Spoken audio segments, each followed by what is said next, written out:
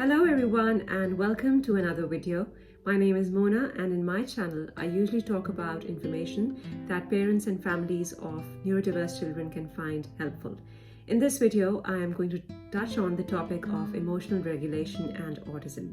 Emotional regulation is a skill that helps us to manage or control our feelings.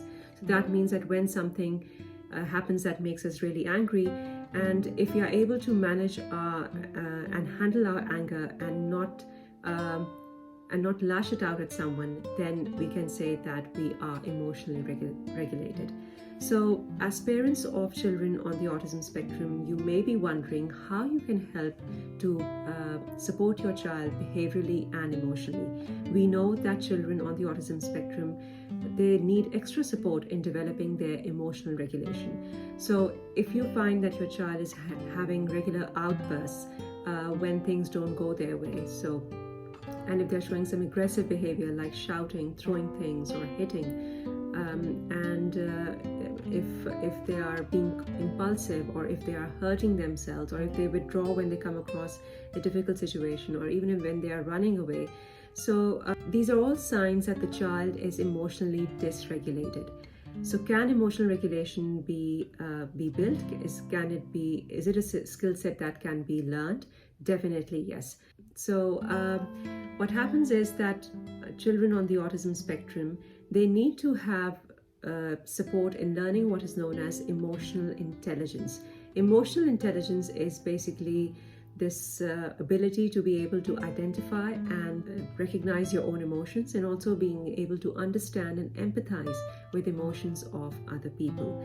So as a parent, what you can do is make sure, if you see any signs of emotional dysregulation in your child, you can discuss with the teachers at school or with the therapist that you're working with of your children, and then come up with some strategies that can help your child manage themselves in different situations, in different environments. Let's also touch on how does autism affect emotional regulation in an individual. So there is no one specific way that autism affects emotional regulation, right? No two autistic individuals are the same. They all have unique characteristics. They are all going to show their emotional regulation or dysregulation differently. And also, not all individuals on the autism spectrum are emotionally dysregulated. You may find that there are some individuals who are, for them, it is quite easy to interpret and recognize emotions. And you may find that they're quite focused on one emotion. Like, for example, they may show a lot of empathy when they see someone in pain. And but on the other hand, mostly what we have seen is that individuals on the autism spectrum, they are unable to identify with their own emotions or understand their own emotions, because of which they are unable to understand other people's social cues or their emotional state, and that's why that then leads to difficulties in forming relationships and friendships. There are reasons for that, right? We know that sensory sensitivities are quite common in autistic individuals. So if a child who is really unable to identify what he's feeling, but he knows that he's uncomfortable when he is in a deeply lit room or when he's in a noisy area, and he's sensitive to loud noises, then obviously that is going to come out as challenging behavior. So that's where we need to teach them a skill on how they can replace that challenging behavior with an acceptable behavior. Another reason is that probably because they don't make a lot of eye contact, so they are unable to look at the emotional cues of other people. And but whatever it is, the important thing is that we can teach them this skill set. So let me now discuss with you some of the strategies that you as a parent can help your child learn emotional regulation.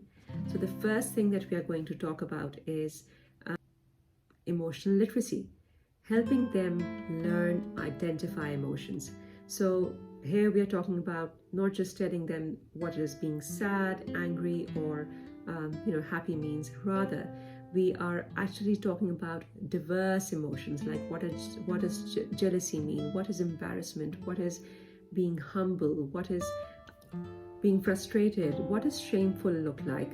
So giving them this variety in their emotional literacy is going to help them in the long run. And also remember that this phase of making them learn emotions is usually not a short-term goal. It's a long-term goal, and you can incorporate different ways. You can teach these emotions through social stories. You can read them different stories where the characters are displaying these different emotions, and you can watch movies and then help them interpret different emotions that the movie characters are showing.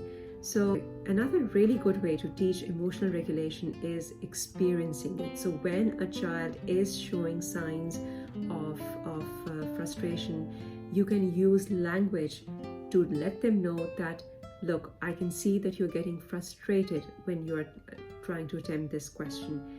That way they are learning that there is language associated with describing an emotion, and that's a really helpful tool. So these are some of the ways that you can support in emotional literacy of your child. Number 2, teach your children that all emotions affect our bodies. So you can let them know that when we feel angry, there is an impact on our body. Our body reacts to every kind of emotion. So especially when we are angry, we might find our heartbeat increase. We might find that our body temperature is rising. And when we are happy, we might find that our minds are relaxed, our bodies are relaxed.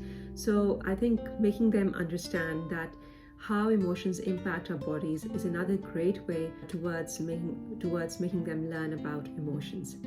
So the third and the most important thing is that teaching your child that alternative ways to express their emotions. So I think it can also begin with letting them know that it is okay to experience all emotions. It is okay to feel angry, to feel rage.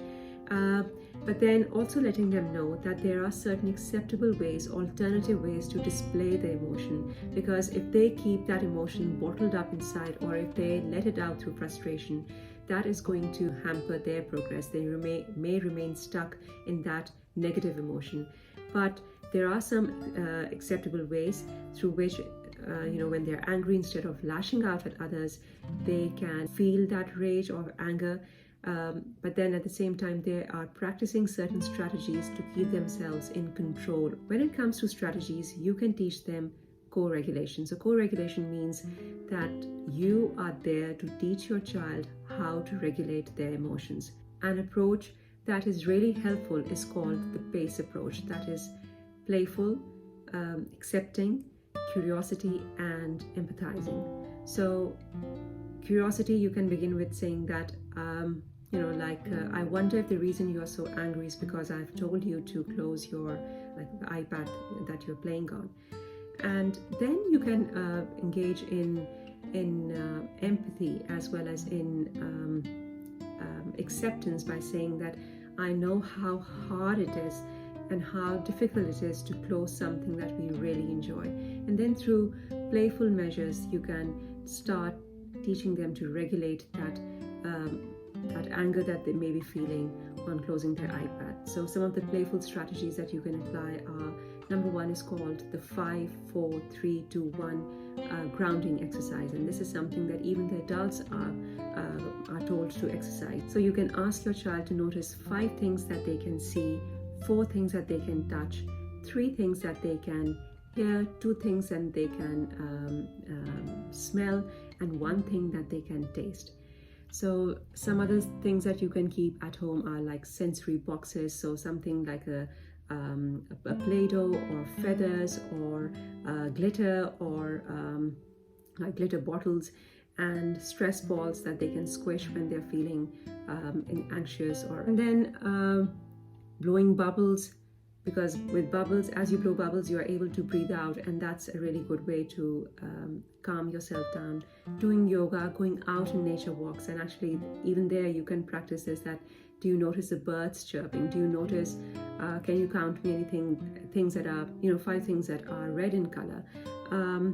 Making them being able to replace the feeling that they are having with something that makes them think and something that they can take notice of is a great way to regulate their emotions. Sometimes we notice that children also bottle up, they pent up their emotions inside them, and if you are going to ask them to do something like a challenging task, and already they are feeling quite overwhelmed, they may not be able to do that. Not just that, they may have an emotional outburst. So in that case, it's always recommended that you ask your child to do some physical activity. So like you can ask them to go jump on the trampoline, or they can go and do a round of running, or go out on a brisk walk or something like that, or do jumping jacks, for example.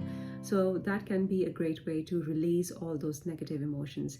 So when we are teaching a child emotional regulation, they need lots of support. So when you see that your child is showing signs of emotional dysregulation, you can always recommend to them that, oh, I can see that you are feeling annoyed, so let's go out and play in the garden. That way you are teaching them that when they are emotionally dysregulated, there are alternative emotional regulation strategies that they can use. So by teaching them an alternative method, you are telling them that there's always something alternative that they can try out when they are emotionally dysregulated.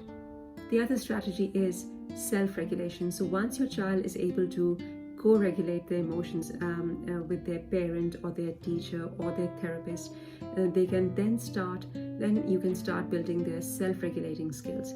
And some of the exercises in self-regulation are like breathing, doing some physical activity, distracting themselves. So for example, doing an activity that they really enjoy when they're feeling emotionally dysregulated, and even doing the finger breathing exercises. So it's like holding your hand and stretch out your fingers. With your other hand, you can trace along the outline of your hand, breathing in when going up the finger, and exhaling when you're going down the finger or the thumb.